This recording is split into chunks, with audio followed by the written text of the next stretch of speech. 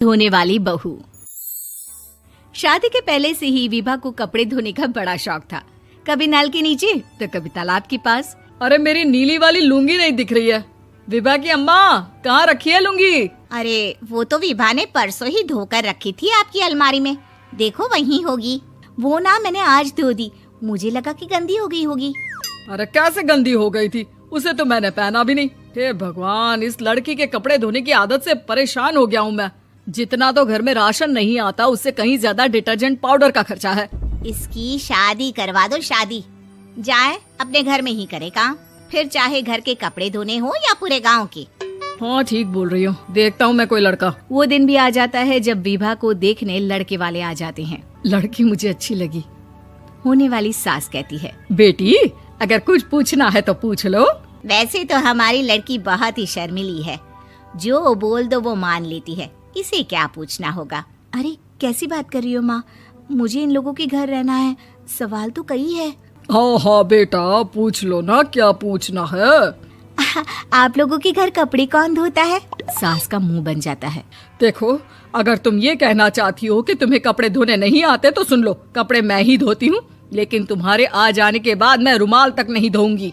अरे चुप रहना भाग्यवान, बहू बेचारी घर आई नहीं, उसे डराना शुरू कर दिया। वो क्या है ना बिटिया, अभी तक तो ये कल्लू की माँ ही धोती थी, लेकिन अब तुम्हारे पापा तो दहेज में वॉशिंग मशीन देंगे ही।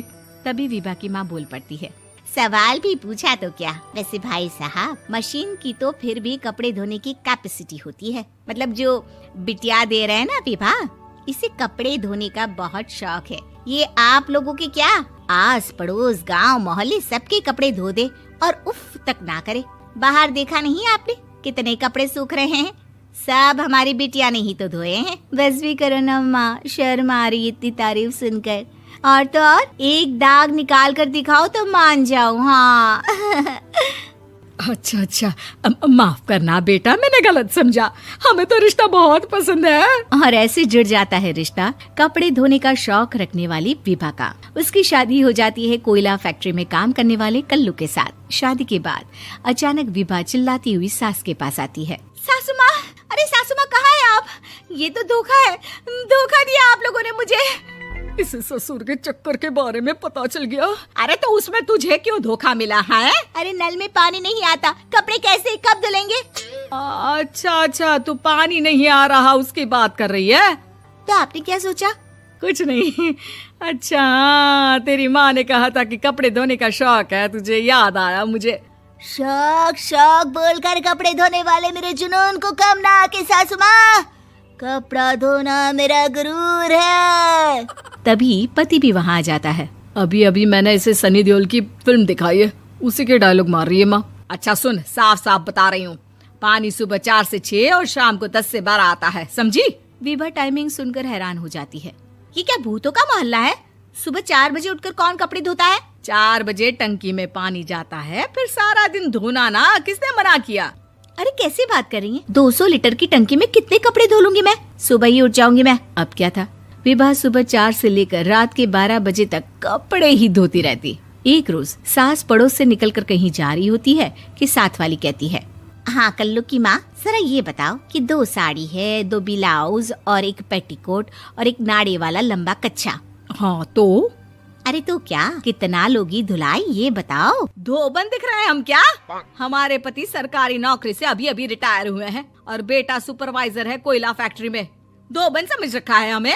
हाय रे कल्लू की अम्मा, माफ कर दो, वो तो मोहल्ले में यही सब बता रहे थे कि तुमने बहू को कपड़ा धुलवाने के काम में लगा दिया है। सास को पड़ोसन की बात सुनकर गुस्सा आ जाता है। वो घर पहुंचती है जहां घर के बाहर ही इतने सारे कपड़े सूख रहे होते हैं जितने कि किसी धोबन के घर पर। अरे ओ कल्लू की दुल्हन, बाहर निकल।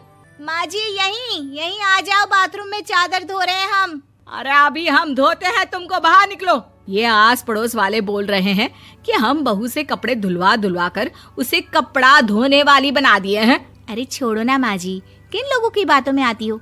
आस पास के लोगों का तो काम ही होता है कि वो किसी तरह सास बहू को लड़ा दे। बहू सारे घर के कपड़े धोती है, ये क्या कम है? बोलिए। सास को भी लग जाता है कि वो बहू का ये सनकीपन नहीं छुड़वा सकती, इससे अच्छा है कि खुद ही चुप हो जाए।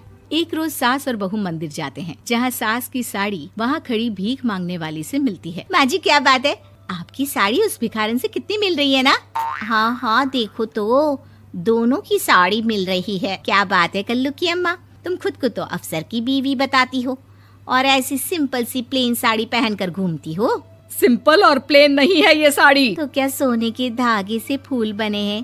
कुछ भी सासू माँ, कुछ भी। हाँ बने थे इस साड़ी में सोने के धागे से फूल। मेरे पति लेकर आए थे मद्रास से स्पेशली मेरे लिए 10,000 की। ताहे भाई साहब इस भिखारन के लिए भी सेम टू सेम साड़ी लेकर आए होंगे 10,000 की। सास उस वक्त तो कुछ नहीं कहती, लेकिन बहू के साथ घर आती है और अलमारी से एल्बम निकाल कर लाती है। ये साड़ी देख रही है, ये वही साड़ी है जिसे मैंने अभी पहना था। इस साड़ी में ये जो चमकदार फूल दिख रहे हैं ना, ये सोने के धागों से काढ़े गए हैं। लेकिन तू लोकल वॉशिंग मशीन ब्रश से घिस घिस कर सारे फूलों को निकाल कर साड़ी प्लेन कर दी।